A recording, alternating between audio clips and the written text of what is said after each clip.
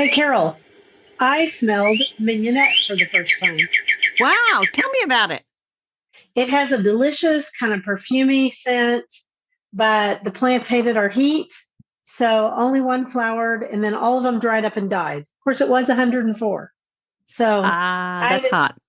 if you stuck me out there all the time, I might dry up and die too. Yes. Anyway, so I still want to smell it. And like I said, I've only gotten as far as buying the seeds once. So remind me to buy seeds, Okay, write that down, and I'll go ahead and start this episode. sounds good. Welcome to the Garden Angelist, where we talk about flowers, veggies, and all the best dirt. I'm Carol Michael from Indianapolis, Indiana, where I have a suburban garden measured in square feet. It's about a third of an acre. And I'm Dean Ash from Guthrie, Oklahoma, where I garden an acre and a half out of 7.5 acres in the country. We call ourselves garden angelists because we are evangelists for gardening. We love gardening. We want others to love it too. Yes, we do. And we aren't afraid to spill the beans and tell all of our gardening secrets, the good, the bad, and even the ugly. But that's not enough. I mean, that's enough of who, what, when, where. Let's move on to this week's episode. How does your garden grow, Carol? It grows well. Now, I saw you rubbing your eyes, and I can hear in your voice that the Uh, ragweed is still going crazy in Oklahoma. it is. And across the lake from me, there's this guy and he mows his yard area, but he doesn't mow down to the lake. And it is just full of ragweed. Bill Ah, went into our lot across the street and mowed down a whole bunch of it yesterday. He put on a mask, a ventilator, uh-huh. actually, and goggles. That's how allergic people are to ragweed. It's horrible. It's It is horrible. horrible, and it's just everywhere ever since the fire. But you know what? We'll just get through it. That's the best we can do. That's what you got to do. So I don't have tons to report. A Okay. couple of big items. I did pick Yeah. some more tomatoes and peppers. I mowed. I started to clean up the house plants, and I moved them from a room into the sunroom, clean them up, move them back. Haven't gotten very far. But the big news is, while I was out mowing, my neighbor next door, that's important, next door, he stops me. He's waving his hands, like, I got something to tell you. And he said that deer had entered his backyard next to my Uh oh. backyard Uh and oh. had eaten off some of his green beans. Now, he has a chain link fence and he always has the gate open. So, they waltz right in. So Yeah, they do. I don't think they're going to jump my fence because I Okay. think there's too much planted on the other side that you can Hmm. see. So, Right. and And you're they like, don't like to jump into places they can't see. exactly. But anyway, that was big. And then while we were in his backyard, he said, "Hey, your pawpaws look good." And there was one, I pulled it off and it had split like bugs had gotten into it. Yeah. So, but today I went out this morning. This is Sunday. And I found a pawpaw that I could pick and I tried it. I ate some pawpaw today. Have you ever eaten it before? No, Your trees haven't been big enough, have they? they haven't been, well, no, and they haven't produced enough fruit. And Right. so the raccoons always got to it first. So So what'd you think? it tastes like a tangy banana. Tangy banana. You know, I might like a tangy banana. Somebody's online, I looked it up and they said if you took mango, pineapple, and banana combined it tastes like pawpaw. Sounds good. Actually, I bet it has a whole bunch of potassium in it, Yeah, but which is it's, good. it is good. But Dee, it is a messy tree. And in my weekly newsletter that I put out, and it'll come out Hmm. tonight, I described just how a word of caution if you decide to plant pawpaws. Anyway, Right. Like so many things, right? yes, a word of caution. Anyway, I ordered bulbs for tulips, crocuses, and a few lilies also. Yeah. Good for you. I Thank didn't you. order any bulbs this week. I looked at them briefly. I had some already ordered, and I actually listened to one of Sarah Raven's podcasts, and it was about the bulbs that they put in pots. And that was interesting, and I enjoyed it. Cool. What else has been going in your garden besides is hot and ragweed's blooming? Mainly because it's hot, I've been watering my pots. I've been doing this thing on Instagram in the mornings where I do what I call watering thoughts. Whereas I water the pots, I tell people what I'm thinking about in my stories, And actually, they've been really popular. People ask a lot of questions. So that's I've good. enjoyed them myself. Well, thank you. And then I had two clients this week, and so I am still working on their plans because one of them had a fairly complicated issue. Several of them we needed to deal with. Got most of hers done, and she goes, "You can wait on those other two gardens for a little bit before sending me more emails." Because she goes, "Honestly, I got to work on this, and I'm in over my head," which was sweet, but I'm still going to finish them because while they're fresh in my mind. And then I've Exactly. got to do my other person this afternoon, and I got a client next week. So maybe two. I've been kind of busy. Let's see. So I consider that gardening. So here's the thing. This morning after church, Bill and I were eating breakfast. And every week we sit by this window in my kitchen, and Bill looks out at this tree and he says to me, "Is that tree dying?" Because there were some brown leaves in it. Because we're having trouble with one of our new trees, not the Right. expensive new trees, the the one with the big acorns. We're having trouble with it. So he looks out there and he goes, "Is that tree dying?" And then he goes, "What is that tree anyway?" We have this conversation every Sunday. And I said, "No, I think a dead branch has fallen into it. It's a southern black haw. Specifically, it is Forest Rouge, which is a named selection of a southern black haw." And Uh-huh. he goes, "That," and he always says, "That tree looks like it's dying." And I'm like, "I don't think it's dying, but okay." So I said, "Let's go out there and look." So we did. And I was right. And the only reason, it's not that I'm super smart.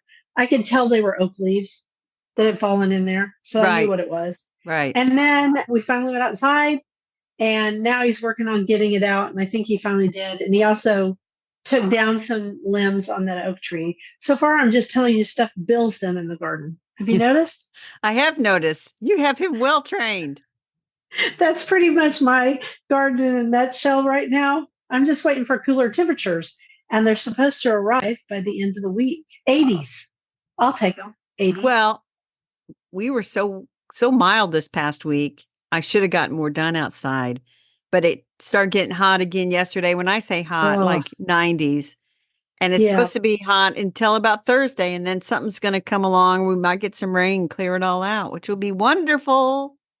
Well, you can sure tell the difference between when you've got high temperatures in August versus July because the days are shorter. Right. So I can tell the evening recovers faster. So the plants aren't as stressed as they were, things like that. Right. So, but I don't feel like gardening much in August. I'll just be honest. Yeah, it is hot. So let's play It's hot and I'm favorites. tired. Play Okay, my favorites. favorite, I have a new favorite. So, mid season, I planted more zinnia seeds You in the did. potager, and I'm so glad I did. So, that's one hint for everybody. Plant some zinnias if you have a long season in succession, because when the one set gets so mildewy that you're like, those are just gross and I need to pull them, your new zinnias will be fine. And I planted a variety called, it took me a while to figure out what it was. Yesterday I was like, I don't know what this zinnia is. And then I remembered what I bought. It was Benari's Giant Wine. And it is a dark, dark crimson reddish wine color. And it is beautiful. I sent you pictures of it and I put them on I saw that. Instagram too. I saw that. It is beautiful. It's Now, beautiful, beautiful, beautiful.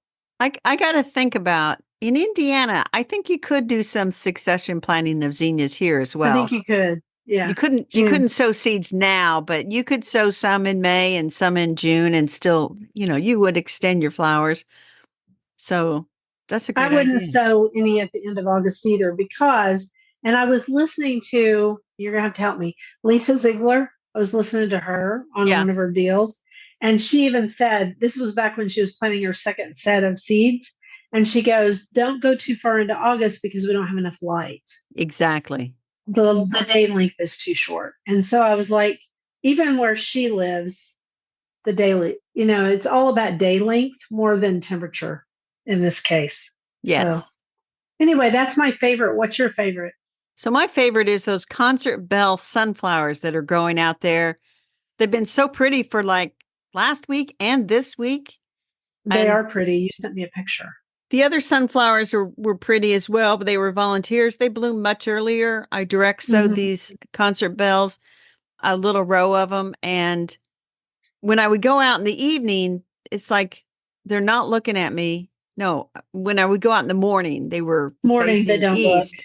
Right. And so that was to the fence. But when you go out later, they've turned. And so they looked really, really beautiful. So that is an All America Selection winner. They've sent me seeds twice now. And Yep. so I doubt they send them a third time. So I think I need to add that to my seed list to get some seeds for those for next year because they're multi-stemmed. So you don't get just one bloom, but they're still 5, 6 feet tall, I They're would very say. tall. And Mhm. you get multiple blooms on each one. So very, very pretty. But anyway, that's my favorite. Question of the week. What I, was it? We have two. Yeah, I got this one from my youngest sister. She sent me a text and said, "What's wrong with my lilac? The leaves are turning brown and falling off." And I'm thinking, welcome to the club. So a lot of the common lilacs, the leaves are turning brown and falling off. And I think it's a combination of dryness. And they Yep. also get powdery mildew really bad. Yep. And so it could also be a bacterial infection that attacks It could lilacs. be, but So I'm my gonna guess advice to not. her was clean up the dead leaves. If you see green buds, the thing is still alive because it does form flower buds in the this time of year. Tips. Yep. So clean it up, water thoroughly, give it a very, very good soaking, and it's probably going to be okay. If you're really concerned, I mean, this is another one where you could gather up those leaf samples and you could send them off to Purdue's Plant Pathology Lab for $11. But I think in this case, a good cleaning up of the dead leaves and watering is what's called for.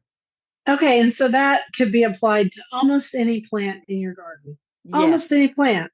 Because right now, all of the plants are somewhat stressed, except for maybe crepe myrtles if they don't have crepe myrtle scale, or cannas because the grasshoppers have slowed down, so they're not eating them.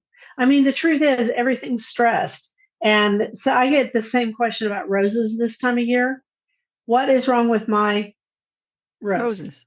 Whatever the variety is. It doesn't matter the variety. They're stressed. They have black spot. They're unhappy. So cut them back by a third. Give them some good food. You're right at the end of giving food, by the way, because you don't want to. No You food don't want to here. feed. Yeah, don't feed them up in Indiana. You can still feed them here, but then you better stop because you don't want to have too soft a growth at the top. But right now, if you want them to bloom in September, cut them back by a third. Feed them. Water them really good. Clamp all those dead leaves from underneath. Ta-da! Ta-da! So do you want to do this So next question or you want to save this one let's for next just, week? I think since we talked about both roses and lilacs, we should save this one for next week. Okay, that'll be our mystery question. Mystery question. A hint. It's about bugs, not plants. Cool. Well, I'm going to do a quote and let's talk about flowers, which won't Let's do. really be about flowers. The flower sheds all its petals and finds its fruit. And that is from Fireflies by Rabindranath Tagore. I don't know how to say That that was name, pretty and I close. I don't apologize. know either, but it's a I think great. you give me these quotes with these names so that I go blah blah blah. So we No, we apologize to Mr. or Ms. Tagore that we did not I get think that it's a mister, but I don't Rabindranath. know. Rabindranath. I think Anyway, you did okay. I did. All right, flowers. How to rejuvenate your lawn. Okay, maybe it's not really about flowers, but it's that time of year when people are talking about cold weather, cold season grasses and such. So we thought we'd talk about lawns briefly. Go, So I Carol. do want to say how it relates to flowers is I think that a well-kept lawn with a nice sharp edge between the lawn and the flower bed really does set off a bed of flowers. There's nothing worse than when lawn kind of like runs into the flower bed and you don't know where one ends and the other begins. That could be just me. Okay, dear listeners of Oklahoma, she doesn't deal with Bermuda grass because Bermuda grass constantly wants to run into your area. So I actually edge my lawns with something and then I use a weed eater to just take that edge all the way to the ground because you're trying to get those rhizotomous stems from not Right. growing in. Or Right. some people use Roundup. I do Right. not. So Okay, so anyway, So lawns can look pretty tired this time of year, and this is the heck best yeah. time of year to do something about it. because fall is, like Yes. you were saying, milder temperatures and hopefully more rain. And then they rest over the winter. And then in spring, because if you do it in spring, they have to survive the summer. But Right. Right.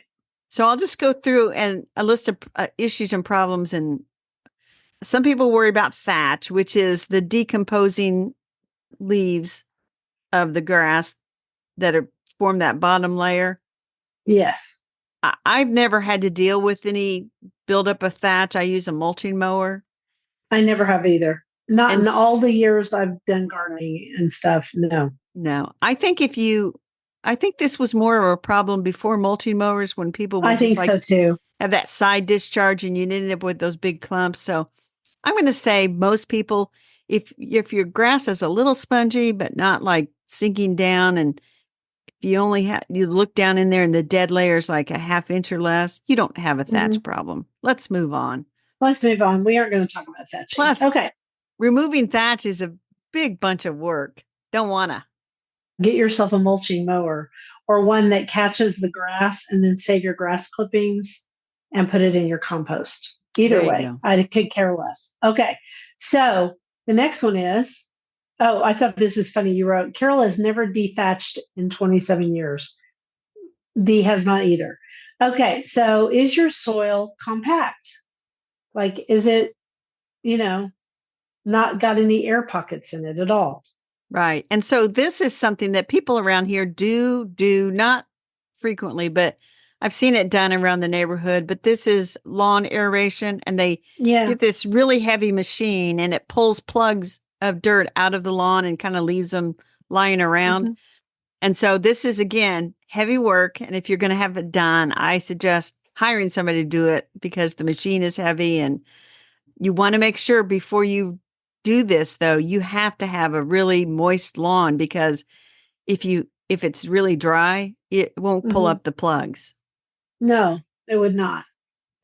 So your grass, especially your shade grass, is just doing really poorly here. You probably don't have shade grass, do you? Yes, yes, we do. You do? Do you grow Yeah. different grass in your shady areas than in your Yeah, they regular use area? more. You're going to quiz me on this. So out in the Not on regular lawn, purpose. they I cannot remember. Just buy a mix for shade. I think it's got like fescues in it. We use Yeah. bluegrass and ryegrass in the sunny areas, and fescues, and then there's certain types that they use in the shady areas, but I would just buy a general mix. You use fescue in your sun or shade? Shade, I think. No, Yeah. sun. Well, Sun? tall fescue they put in for sun, and it's real wide leaf, and a lot of people don't like the I look of know it. I know what fescue looks like because I use fescue in the shade. And we use a variety of fescues. And if you buy one of those grass mixes for shade, it's going to have ryegrass in it and fescue and maybe some other stuff. And then there are other shade lawns too, like zoysia and some other things. But people don't use those too much. They're too expensive.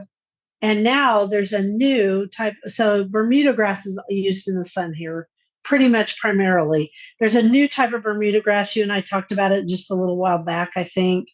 And it's supposed to be able to handle some shade too and high traffic. But I don't have any of it. I literally have fescue and crabgrass, quite frankly, Yeah, because there is no getting rid of the crabgrass unless I go out there and poison it. And I live out in the country. It doesn't matter. right. I've got some crabgrass, and to me, Mhm. it just doesn't matter. It's only there in late summer, and then it like Then it everything goes else. away. Yep. Yeah. But I was going to say, you talk about the different types of seed, and so usually after aerating a lawn, this is an excellent time to reseed your lawn, because the seed will kind of go down in those little pockets, and Right. you can reseed. Fall is really the best time to reseed, and actually around here, it's Labor Day is Yeah. when. We do it at the end of September, beginning of Okay. October, and we reseed twice a year, our fescue twice a year. We do it in very early spring, and then we do it in the fall, in Now the early fall. I have never really reseeded much. I do every once in a while if I have a spot that looks really bad. Bad. Hmm. But for the most part, I haven't had to do that. Now I'm going to do a little bit of reseeding this fall, which means I'm going to be doing it another week or so, because I hate to tell you, Dee, but this is our last August episode. Wow. It's hard to believe. So when you list here, the next thing you listed was overseeding. I would Yes, say that technically when we are reseeding our lawns in the fall, you're we're kind of overseeding. overseeding. Yeah, it's the same thing. And then usually they have us overseed and then you fertilize.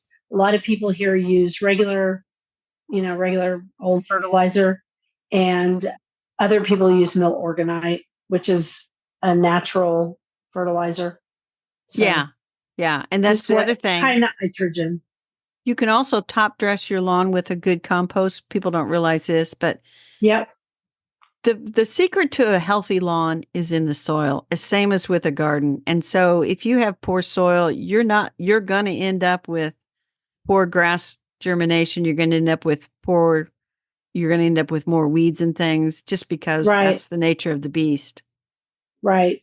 And my daughter had some new grass put in and it had those worms. What are those worms called? The ones that decimated lawns a few years ago. I think I saw that. Army worms. Army worms. Thank you, Carol.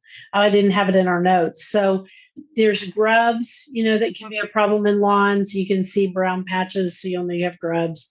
There's, I guess, yeah, the grubs of the Japanese beetles, which I hate. I saw a Japanese beetle yesterday. I cut it in half. It was moving slow.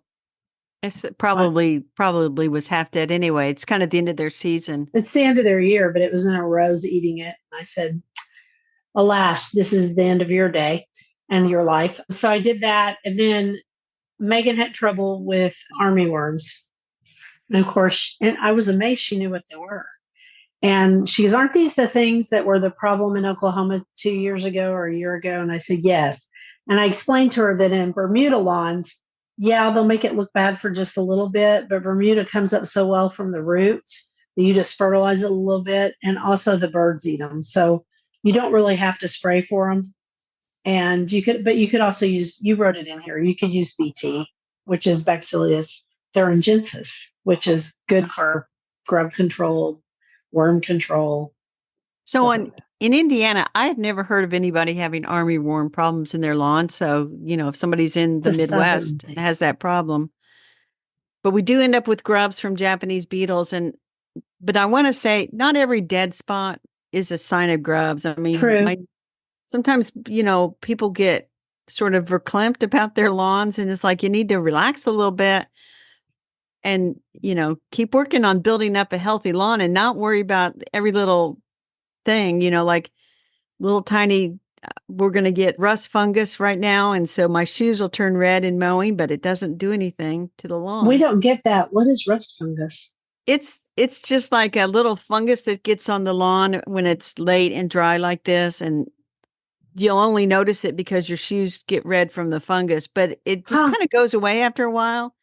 Yeah. And there's a like a white fungus, and I just don't worry about all that stuff because I feel like if you mow at a high, like no less than 3 inches, Right. chop up those grass clippings, and then switch directions that you're mowing all the time. So I mowed that way and this way and the other way, and Hmm. then when it gets really dark or brown, like now, not brown but dry, you Hmm. should go ahead and water it judiciously, deeply, not just sprinkle it. We water our lawns weekly, but that's funny, especially if you have a fescue lawn. But our lawn, so our Bermuda grass turns brown midsummer if we haven't had rain. And some people let their lawns go and then other people water them.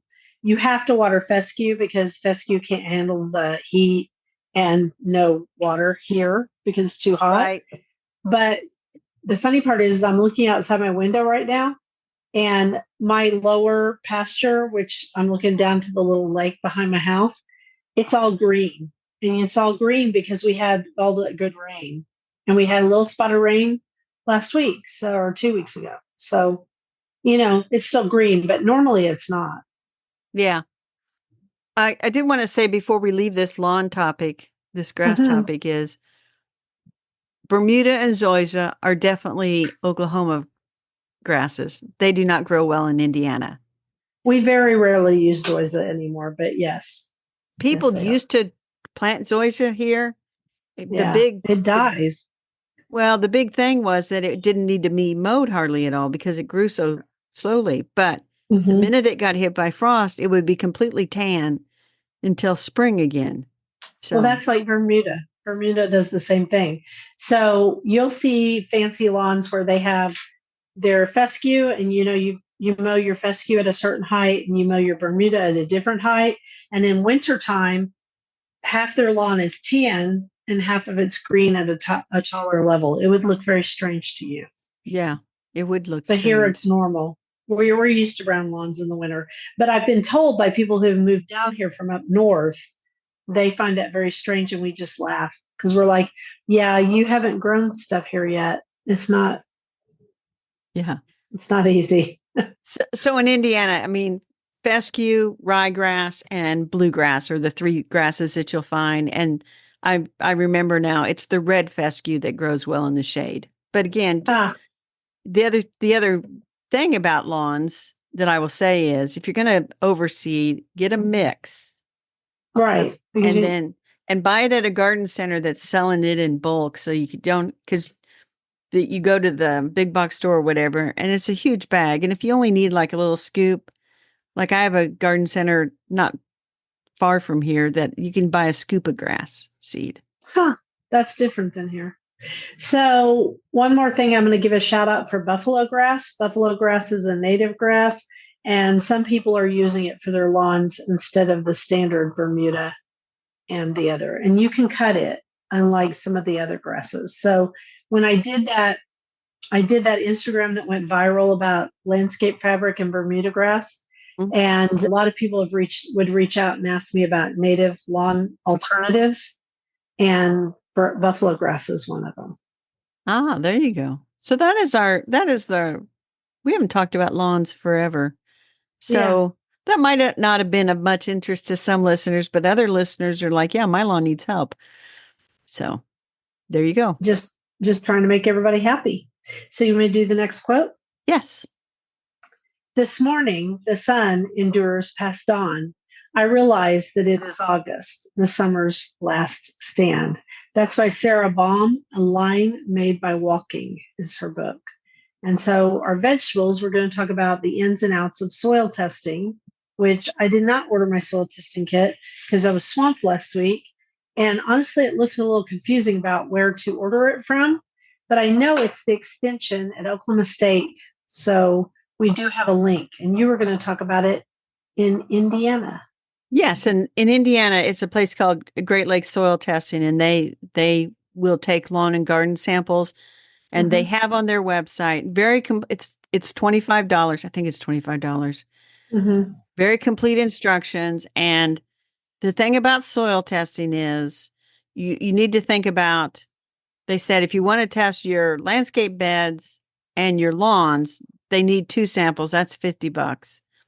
And then Mm-hmm. the raised bed, like if you have raised bed gardens, they said you could get a mix of all the soils in your raised bed. And so that it's, $25 a test. And they have a pretty quick turnaround. They have a form you can download. Now, for their regular customers, they have bags that they send. But if you are just a one time, you can put it in like a sandwich bag and they tell you how much they need. And you can ship that off to them. In our case, it's up in Fort Wayne, Indiana. Mm-hmm. So I did a little bit of a deep dive into soil testing. Mm-hmm. And here's the thing. So first thing when people say is, what about those test kits you can buy at the store? Couldn't I just test They're my very sample? basic.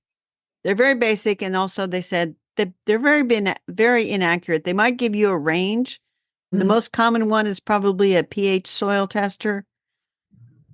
And again, I mean Yes. it's that old litmus test you did in high school chemistry where if you get the water and you mix the soil in there and then you dip the little test strip in there and then it turns whatever color, Whatever you'll color. get a range, but you won't get a precise information. No, the soil tests we're talking about, they give you tons of information because I've seen them. Some of my clients, the more sciencey ones, they do soil tests before I ever come out.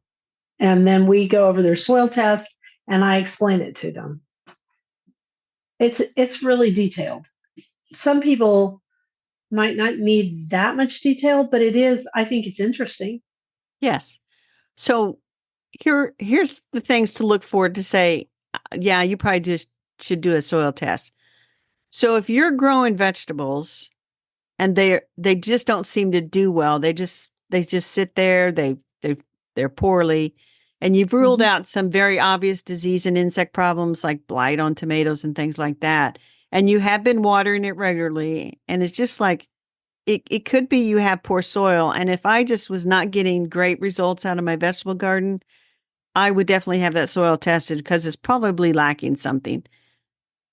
I would say it's the same thing if you have a cut flower garden. Now, if you're dealing with a perennial garden, and perennials don't need a lot of, I mean, they can, with some good compost and stuff, unless you're putting in a new garden and you don't have the first clue, perennial gardens are pretty forgiving. That's what I'm trying to say. But Yeah. cut flower gardens, anything where you're producing a crop of some sort or another, that's why I've thought about getting my raised beds tested, because where I do my cut flowers, because I wasn't pleased with how things went this year.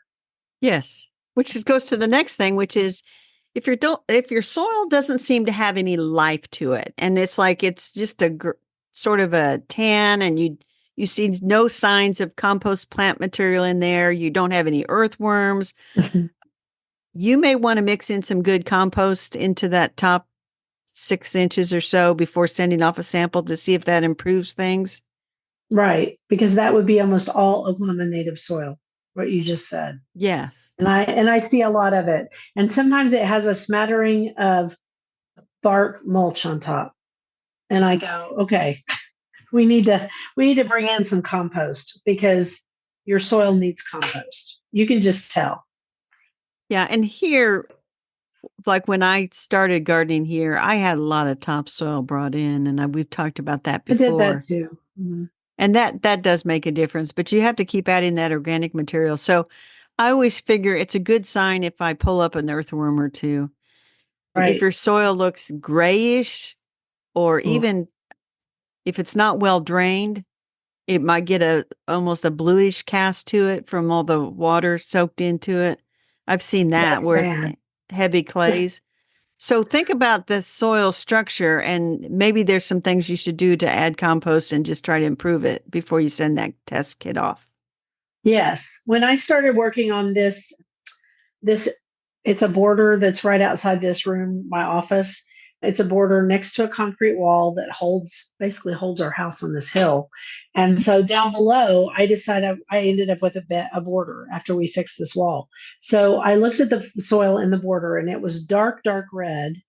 And so I immediately knew that it was not like the rest of the soil in my garden areas. It was clay, pure, hard as a rock, build your house with bricks, clay. And so what I did is the first year, I just brought in tons and tons of shredded leaves. Like, I don't know, how much would that be? 18 2 feet, inches, 2 18 feet. inches of shredded leaves. And I piled that on top, and I let the earthworms, because there's always earthworms in shredded leaves, I let those pull it down. And I did that, and I planted the second year, and then I just worked stuff into the holes. And then I did that for 3 years straight.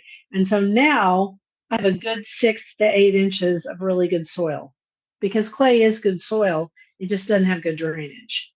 And I do keep doing that too, to add to the soil to get it more and more friable, but clay is slow. Yes. And that you did It's the right slow. thing to wait, because a lot of people are anxious to plant and then deal with the soil. But if you've got poor soil and you kind of feel it, you can feel it in your hands, by the way. Yeah. The soil testing where you can rub the soil between your thumb and index finger. And there's, we talked about this before. There are soil judging teams at agricultural universities, and Right. they judge how well they can judge soil, by the not taste method, but by the feel method. And Well, and this um, soil, if they'd tried to rub it between their fingers, it was just clods of clay, dirt yeah, clods, because there's loam, there's clay, and there's sand. sand. And Hmm. so you combine all those things, and you have silty clay loam and sandy clay loam Which and is awesome. clay and loam. And But clay is yuck. Anyway, But you know what? It's not all bad. I guess that's part of what I want to get across is that you can improve clay, but if people are in a hurry, I say build raised beds. yes. And also, it's much easier to improve the soil initially before planting than to plant permanent plantings and then figure out that nothing's thriving because the soil is so poor. Yes, that's usually when they call me. So you also talked about cover crops. Well, the stuff you can do to improve your soil, and we've already talked about adding in compost, Mm. but cover crops is a way to add organic matter if you don't have a bunch of shredded leaves or whatever. The cover crops, you plant them in late summer, early fall, they grow, and then you work them back into the soil. Like buckwheat Right. is used, annual ryegrass, although that's good for breaking up soil, but don't let it get too tall before you break it down. Yeah, And don't let it go to seed either, yeah. because then you'll have Although ryegrass all the time. I garden club went to a community garden where this guy that's in the soil and conservation Hmm. organization or whatever. And what he does is he grows and he has this community garden plot so he can show these methods, but he grows that annual ryegrass. And then when it dries off in the spring, which it does, he beats it down and he doesn't try to remove it. And then he just pulls apart the leaves and plants in between it. It Yeah, doesn't look as beautiful as maybe some people want their garden to look, but it does effectively keep weeds at bay, he said, because they're not going to they come can't up through get there. through. Keeps the Hmm. soil moist. And so it serves as sort of a mulch. So it's a great concept and it It works is a really great well. concept. And it's basically the concept behind regenerative, well, one of the concepts behind regenerative farming Right. is that you do that. But I also legumes. A lot of people grow legumes as a cover crop because it adds nitrogen back to the soil. Yeah. If you have extra pea seeds, for example, and I have some, I might throw those out there and they'll just grow a little bit this fall. And then when frost hits, you can just kind of cut them off and lay them down and they'll be Yeah, and disintegrated by spring. you can work them into raised beds too, or in big containers like the Vigo beds. There's no reason you can grow a few peas in there and then chop them off and lay them down and use them. Let them That's go over true. winter. The other two things you could do for soil thing, not to belabor this, is obviously rotate your crops between different beds. Don't grow the Right. same thing in the same place all the time.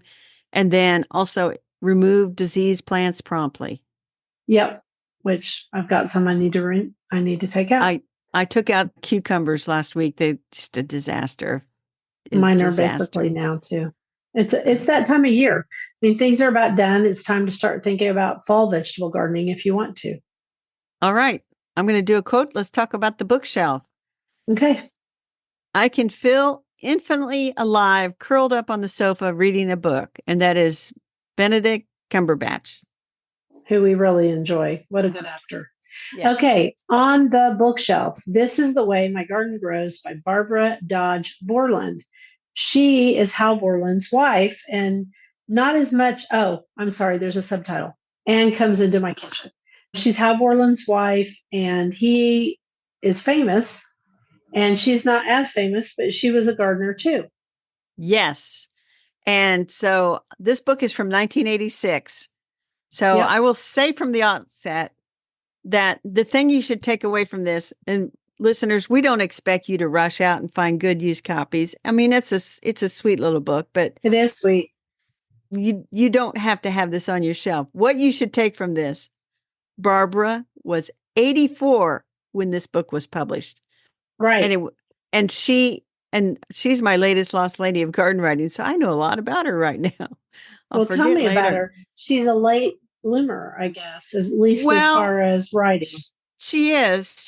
She married Hal in 1945, and in 1952 they moved to the farm, the 110-acre farm that they lived on. I think for her rest of her life, and him until he died in 1978. But she wrote that. He wrote in his books about how wonderful her lettuce growing was. And that was like in Mhm. 1957. So that's how I knew she was a gardener, but I didn't know she'd written this gardening book. Yeah, we found it kind of by accident. But she was not just sitting there gardening and cooking for Hal. He said that she was the best little idea person he ever had. And they used to write things together. Oh, really? They wrote I some didn't know that. novellas, short stories, and periodical novels that showed up in Redbook. I Huh. couldn't find those. I couldn't find them at all. Red But Book's been anyway, gone forever, but yeah, I and remember it from when I was a she kid. wrote one novel on her own, which was about her relatives in the Massachusetts Bay Colony. Huh. Did they But have kids? well, the interesting thing, he had three sons when they got married from his wife who died his first wife died in 44 and they got married in 45. Uh-huh. Then I found a daughter in her obituary and in one census. So I kind of think she had been married before and had a daughter. Okay. So the book has four parts to it. Part one is all about her different gardens and how she kind of gained experience and ended up where she is, where she gardened the longest. Right. And then part two is about the different vegetables she grows and how she grows them. And the first thing she'll tell you is she sows seeds much thicker than they advise on the packages. Me too. And then what she will do is in the rain, she will divide them and dig them up and spread them out. Brilliant. And then part three is about different types of gardens. And she talks about like a 6 weeks away garden, what to plant if you're going to be gone like 6 weeks Huh. and then she has what she calls the easiest garden, which by the way, she says sounds horrible and she never wants to see it, but it's all the perennial vegetables, Ugh. asparagus, rhubarb, Jerusalem artichoke. And then part four is her recipes. Yeah. And, and the funny thing about the recipes, many of them do have quantities, but a lot of them, she has no quantities. Like her 10 Right. minutes potato salad, she lists the ingredients, but she has no quantities. So I Well, guess because it's, she gardened by feel, like my yeah, grandmother did. she And cooked they, by feel. Yes. yeah. I mean, oh, I'm sorry, cooked by field. Yeah. Feel. Yeah. That's how my grandmother cooked. I never saw her. I mean, she had some recipes for a couple of things, but most of the time she just cooked. I kind of do the same thing now. Yeah. So it is a very lovely book and I'm glad to have it in my library. I bought it because I don't know. I just love your whole idea of the Lost Ladies of Garden Writing. And I love the idea that she was there and it wasn't just Hal. Yes. And the other thing I did, Dee, is I recorded a YouTube video of me talking about Barbara Dodge Borland and this book. I didn't That's know that you did that. I did. I'm going to start doing that for the Lost Good Ladies. idea. Yeah. I mean, I might as well. The content is already there. And I thought if I can do it quickly, so it's not a professionally done video. I basically recorded on Zoom and slapped it out there and it's got some flaws and I'll do the next one and I'll fix the flaws. But Yeah, but it makes it searchable, just like in your blog. And so yes. that's smart. And then I don't think Substack is searchable, is it? Yeah, it shows up Is in the, it? yeah, that's the Does it beauty of show up it. in searches? Okay, good. And then Well, Instagram isn't, no, so Instagram everything you isn't. put on there is just for that moment in time. She also says, and I picked it out as a quote and I made a little meme about it, and I can't find it now, about you learn more from your failures than you do your successes. Cool. And she's And right. And you did that as a post on Instagram, I I saw. posted that on Instagram. Anyway, that was our book. This is the way my garden grows and comes into the kitchen. Barbara Dodge Borland, 1986. Wow, that was a long time ago, even though it doesn't feel like it. So you want me to do the next quote? I do. Alec looked at her and shook his head. How do you manage never to get mud on your clothes? Isabel shrugged philosophically. I'm pure at heart. It repels the dirt. And that's by Cassandra Clare, City of Ashes. So our dirt this week is triclopyr, off-target damage and it's from a Purdue landscape report. You obviously found this because I have no idea what triclopyr is. Well, triclopyr, we said, was in Isn't it a Roundup. chemical? Yeah, that's right. It's a chemical in Roundup. So It's now one of you're going to them. tell me it's really, really bad. Well, And no, I'm just going to tell you, it says on here. So, triclopyr is a selective systemic herbicide belonging to the right, pyridine class. right. It is primarily used to manage woody plants, vines, and some broadleaf weeds. Uh huh. Unlike unlike glyphosate, so this is how it differs. Yep. Triclopyr specifically targets the growth hormones in these plants, making it effective in controlling species that are difficult to manage with other herbicides. So Mm-hmm. it mimics plant hormones, disrupting normal growth processes, leading to death of the treated plant. So the problem is Yeah. it's used to get rid of unwanted vegetation. And unlike, like if you got a little bit of overspray of glyphosate on Yeah, something, it burned the leaves of something else if you had wind well, they're problems. finding that triclopyr is actually damaging some unexpected off-target plants, they said, Oh, well, great. with minimal drift. And then they show pictures of a Norway spruce that's had a problem with it. And it's just a warning to people that Roundup isn't the same as what it once was. So you've got to be very, very careful that you're not getting any overspray or contamination. So Right, because some that's, people weren't that careful because they knew if they accidentally oversprayed or if the wind carried it here, because it definitely does, that it might burn the leaves of something but not kill the whole plant. But it sounds like this because it affects growth hormones. It gets down in and there and causes long term damage, so right? yes. And that we'll link to this whole article. So if you've been using Regular Roundup Roundup.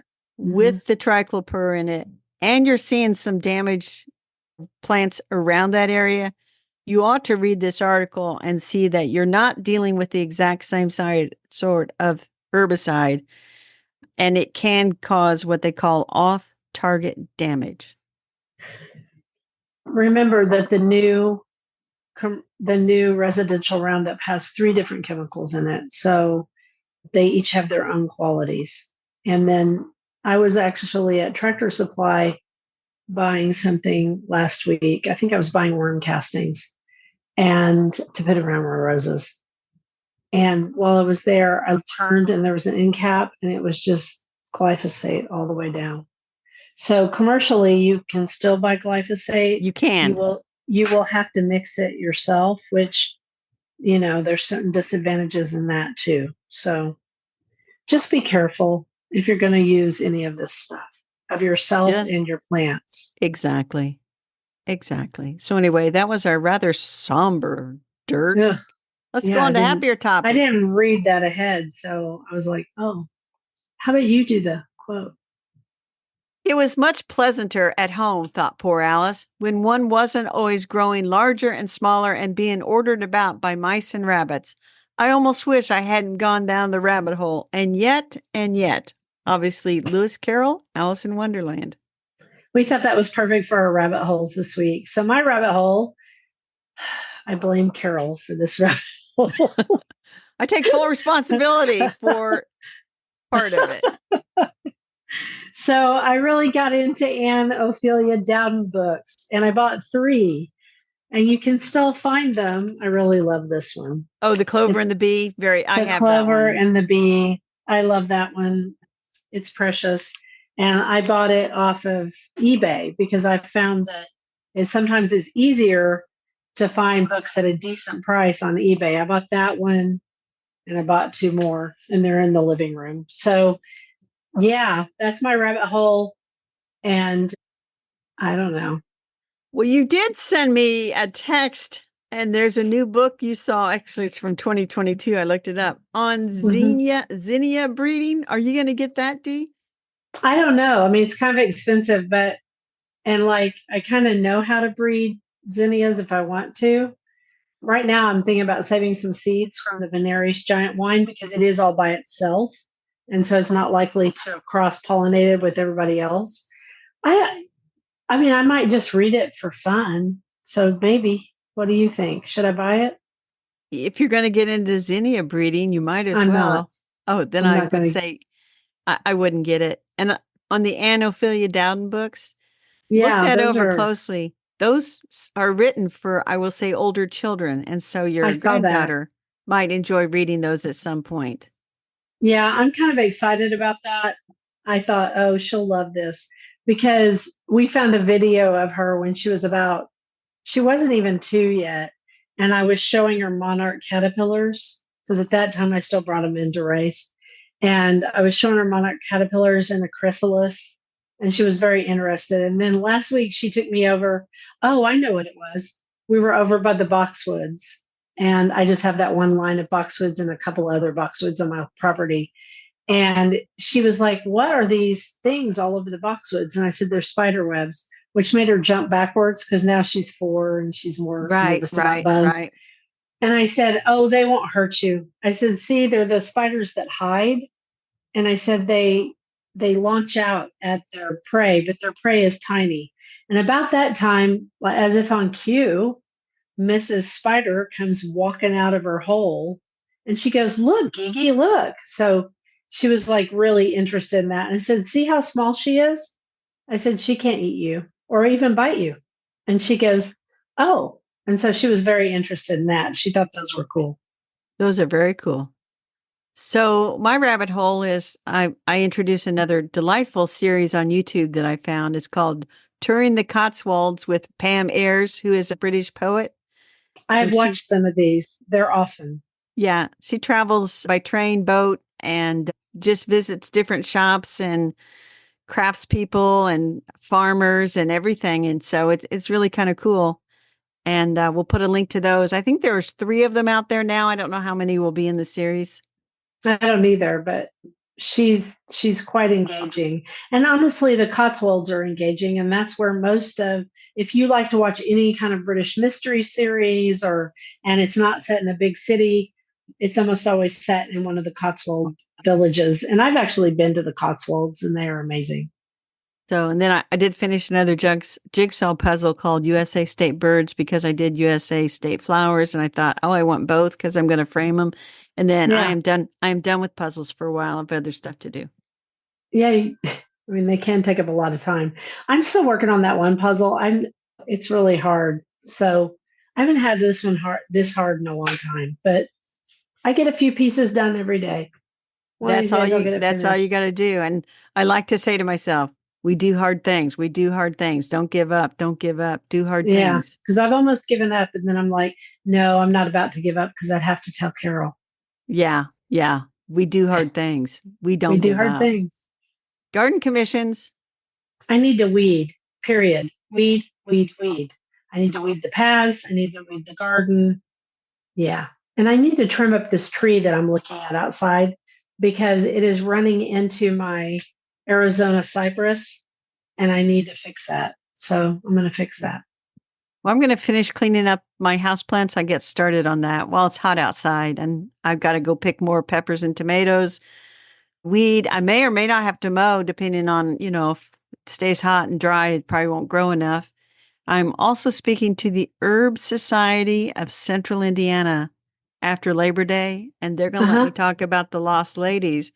But she said you have to include some herbal lost ladies of herbal writing. I'm like, I can come up with a couple of those. So I got to Good get for that out you. and I got to get that out and spruce it up. You could even use, is it Cassandra Diaz? She was an herb writer too. So Cassandra Dans, Dan's, I said her last name I wrong. don't think she wrote about herbs. She did. She wrote some articles about herbs. Huh. Well, I'm definitely using Anophelia Dowden because I've got one of her herb books. Yeah, I would too. So, wow, we're right at the end. Shall we wrap this up? We shall wrap this up. Thank you for listening to the Garden Angelus. I hope you've hit that subscribe button so you don't miss a single episode. We publish every week on Wednesdays at 12 a.m. Eastern Time. If you subscribe to our free Substack newsletter, you will get a link to listen to the podcast a whole day early.